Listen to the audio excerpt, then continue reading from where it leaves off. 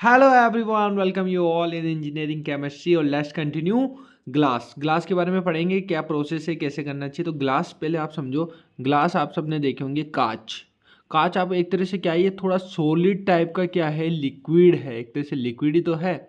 अब ये ऐसा लिक्विड है जो फ्लो हो रहा है, ठीक है, फ्लो हो रहा है।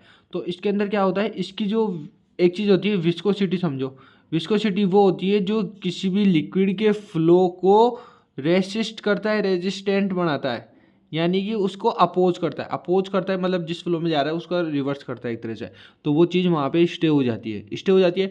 तो यहाँ पर ग्लास की जो विस्कोसिटी है वो है आपकी इनफाइनाइट। इनफाइनाइट है बेटा, इनफाइनाइट, ठीक है। तो एक तरह से हम कह सकते हैं एक आपका कूल्ड लिक्विड है ये आपका ग्लास। तो ग्लास एक तरह से अलग अलग टाइप के होते हैं, कलर के होते हैं, नॉन कलर होते हैं, ट्रांसपेरेंट होता है। एंड एट दी एंड वो एक तरह से ट्रांसपेरेंट ही होता है, बस उनके ऊपर कलर फिर दिया जाता है, या आप ऐसे मटेरियल्स यूज करते हो जिनका कलर लाइक होता है। Okay, so it is a amorphous, hard, ठीक है, ब्रिटल, ट्रांसपेरेंट और translucent super cooled liquid of infinite viscosity obtained by the mixture of a number of metallic silicates, most commonly Na, K, Ca, Pb यानी lead. इन सब के mixture, silicate के mixture को आप एक तरह से ग्लास का रूप देते हो। ग्लास का फॉर्मूला होता है X(R)2O.Y(MO.6SiO2। तो R, X, Y, M ये आपके वेरिएबल सेट हियर। तो X और Y को आप ये बोल सकते हो, ये वाला पार्ट तो आपके हो गए Y के लिए, और ये वाला आपका हो गया, इसमें के भी डाल दो, ये पार्ट हो गया आपका X के लिए, ठीक है। तो लाइक दिस। सो ऑर्डिनरी एक ग्लास का फॉर्मूला बोलो तो क्या बोलोगे आप, Na2O.CaO.6SiO2 यानी सिलिकेट आप यहाँ पे यूज कर रहे हो। सो मैन्युफैक्चरिंग प्रोसेस की ओर मूव ऑन करते हैं। We have manufacturing process, very first is melting होगी, देन शेपिंग करेंगे, देन एनिलिंग होगी, देन फिनिशिंग होगी। तो मेल्टिंग के अंदर क्या होता है, आपका रॉ मटेरियल आप जो भी यूज कर रहे हो, लाइक लाइम स्टोन यूज करते हैं अपन, NO2CO3 यूज करते हैं, सैंड, ये रॉ मटेरियल होता है अपना। तीन चीज़ें, ठीक है। इनको ग्राउंड किया जाता है, सबसे पहले डायग्राम के थ्रू समझते हैं। तो यहाँ पे ये सारी डिटेल डाली है अपन ने, जिनको पहले ग्राउंड किया जाएगा। यहाँ पे एक प्रोड्यूसर गैस होती है, ठीक है। यहाँ रिफैक्टर होता है, टेम्परेचर 1800 डिग्री सेल्सियस होता है। एंड टैंक फर्नेस होती है, और यहाँ पे जो है ना आपके ब्रिक्स लगी होती है ताकि वो उसको रोक के रखें। तो अपन एक प्रोसेस के थ्रू ही समझते हैं और उसके थ्रू ही जाते हैं। तो रॉ मटेरियल्स को सबसे पहले ग्राउंड कर दिया जाता है, यहाँ पे ग्राउंड हो गई है, ठीक है, यहाँ पे बैठ गए। एंड मिक्सचर विद द क्यूलेट्स होते हैं कांच के छोटे छोटे टुकड़े, बहुत छोटे छोटे टुकड़े, या खाँचे बोल सकते हैं, साँचे बोल सकते हैं, ठीक है। तो छोटे छोटे ये पार्ट्स हो गए क्यूलेट्स।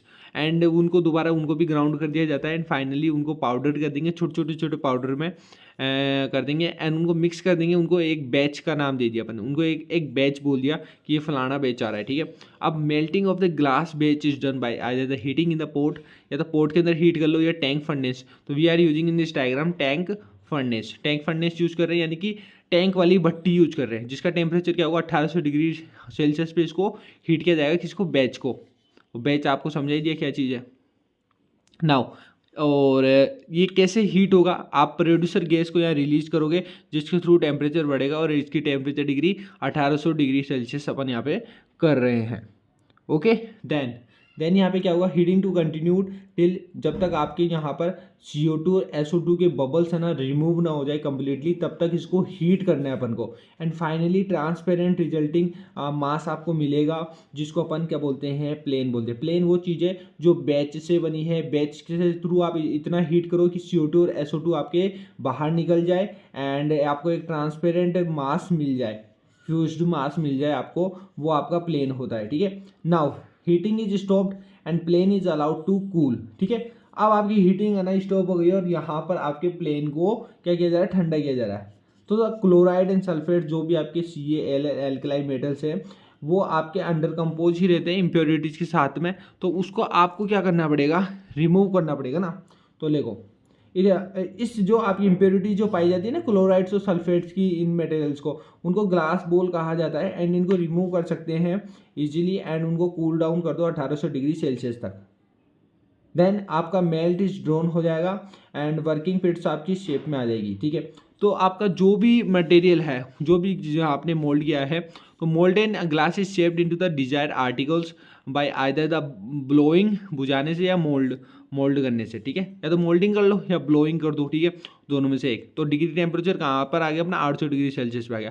तो सेकंड प्रोसेस हो गई शेपिंग, थर्ड होगी एनहीलिंग। एनहीलिंग को समझना बहुत इंपॉर्टेंट है। Let's see एनहीलिंग। एनहीलिंग क्या है? एक glass article allowed to cool gradually at the room temperature. Room temperature पर एक ग्लास आर्टिकल जो भी शेप में आपने रखा है वो आर्टिकल हो गया, यानी जिस भी पैटर्न में आपने रखा है कि इस शेप का बनना चाहिए, लाइक बॉक्स शेप का बनाओ, राउंड बनाओ, जो भी शेप है, ठीक है, उसको एक रूम टेम्परेचर पर कूल किया गया है। कैसे कर रहे हैं cool room temperature? By different आपके चेंबर्स के थ्रू उसको पास करोगे जहाँ पर टेम्परेचर डिसेंडिंग हो रहा है, ठीक है, करता जा रहा है। दैट प्रोसेस आपकी एनहीलिंग होती है। ऐसा क्यों करते हैं? क्यों करते हैं भाई साहब? क्योंकि आपका जो मैन्युफैक्चर ग्लास होता है ना, वो आपका क्या होता है कि हीट का बेड कंडक्टर होता है। इसके कारण क्या होता है कि जब आप एक ग्लास मटेरियल को कूल हीट पर रेपिडेडली उसको कूल करते रहते हो, ठंडा करते रहते हो ग्लास मटेरियल को, तो ग्लास के ऊपर वाली लेयर सबसे पहले ठंडी होती है, एंड जो नीचे वाली लेयर्स होती है ना, वो मतलब एक तरह से उस कंपेयर में ठंडी नहीं होगी जितना ऊपर वाली होगी, ठीक है। उससे क्या होगा, नीचे वाले जो लेयर्स वाले हैं ना, वो मटेरियल आपका स्ट्रेच हो जाएगा एंड स्ट्रेन हो जाएगा, खिंच जाएगा, दब जाएगा, ठीक है। जिससे क्या होता है, एक तरह से अनइक्वल एक्सपेंशन हो गया ग्लास का, अनइक्वल एक्सपेंशन हो गया, ठीक है, जिससे क्या हो सकता है, आपके ग्लास क्रैक हो सकता है छोटे छोटे पीसेस में। तो इस प्रॉब्लम को रिमूव करने के लिए अपन ने एनहीलिंग प्रोसेस बताई है। एनहीलिंग प्रोसेस क्या होती है? जिसके अंदर आप रूम टेम्परेचर पे उसको कूल करते हो, ठीक है, और डिफरेंट चेंबर से पास करते हो, धीरे धीरे उस टेम्परेचर में डिसेंडिंग टेम्परेचर यूज करते हो। That process is एनहीलिंग।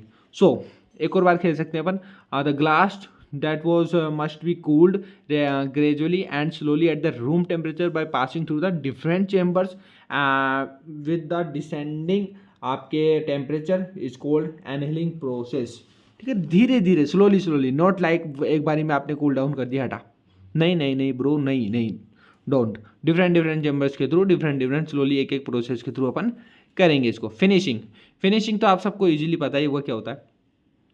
तो फिनिशिंग यानी आफ्टर ये सब काम हो गया, कूल डाउन हो गया, एनहीलिंग हो गई। Now after annealing process all types of the annealed glass required the finishing, ठीक है। It is carried out by cleaning कर सकते हो, वॉशिंग कर सकते हो, ग्राइंडिंग कर सकते हो, पॉलिशिंग कर सकते हो, उसकी ब्लास्टिंग कर सकते हो, whatever you want for the finishing process. Now if you go to the reaction इन सब के बीच की रिएक्शन है और कुछ भी नहीं है। तो देखो NaO2CO3 एंड SiO2 को आपको 700 से 900 डिग्री में टेम्परेचर पे हीट करके मिक्स करोगे तो Na2 SiO3 बनता है, साथ में प्रोड्यूसर गैस रिलीज होती है CO2 रिलीज होती है, प्रोड्यूसर गैस नहीं CO2। सो CaCO3 की रिएक्शन करते हैं आप, इसमें ये डिकम्पोज हो जाएगा, देन CO प्लस CO2 बनाता है। CO की रिएक्शन हो जाएगी आपकी SiO2 से जितने टेम्परेचर पे, तो CaSiO3 बनता है। अब इन तीनों को मिक्स करके एक रिएक्शन अगर मैं आपको बताऊँ एक कम शब्दों में, तो Na2O.CaO6SiO2 is a glass plus में 2CO2, ओके, ये रिलीज होगा, ऊपर चल जाएगा। Got it? तो ये आपका फाइनल ग्लास का फॉर्मूला, ऑर्डिनरी ग्लास का। नेक्स्ट वीडियो में अपन देखने वाले हैं types of glasses. Got it? So फिलहाल वीडियो में इतना ही। होपफुली आपको समझ में आया तो वीडियो को लाइक करने का, चैनल को सब्सक्राइब करने का, एंड एक और चीज़ यार, दोस्तों के साथ जरूर शेयर करो, सो दैट चैनल पे थोड़े सब्सक्राइबर भी बढ़ जाए एंड पढ़ने वाले बच्चे भी आ जाएँ तो मज़ा आ जाएगा। ओके, जय हिंद जय भारत, मिलते हैं नेक्स्ट वीडियो के साथ में।